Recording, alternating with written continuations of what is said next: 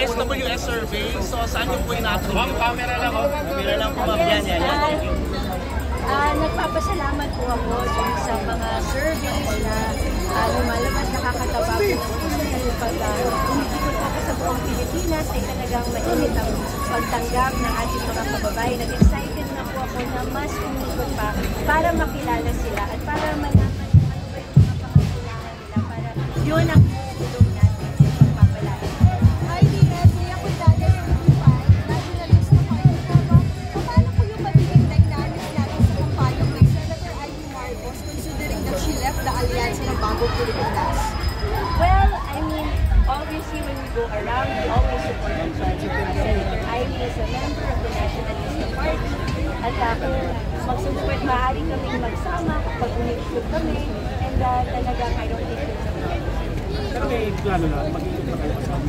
May tatlo, yung Senator Amy. Yes po, I mean, may plano po tayo na umikot kasama ang mga miyembro ng alyansa at syempre mga miyembro ng ating One last from my end, how does one respond to say yours and example of political dynasty in the country? Para naman po sa akin, basta hindi nahalal po tayo ng ating mga kababayan, bibigyan tayo ng tiwala, dapat hindi natin sinasabi. So talagang sa puso akong nagpapasalamat sa tiwala at suporta na ibinigay po ng ating mga kababayan sa ating pamilya. Siguro ibinilin po yan sa amin ng aming magulang na huwag silang itisamoy. Magtatrabaho po ako para matulungan po lahat ng nangangailangan. Kasi siyempre, those are the values na tinuro ng aming mga magulang sa amin. Sipag, pagtsaga at tumulong sa mga nangangailangan to help improve every Filipino's life.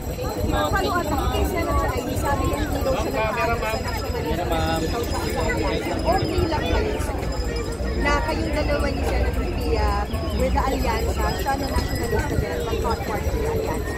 Para sa amin naman po, she remains a member of the Nationalista Party and we will welcome her as such. She's spoken to everyone and it's okay.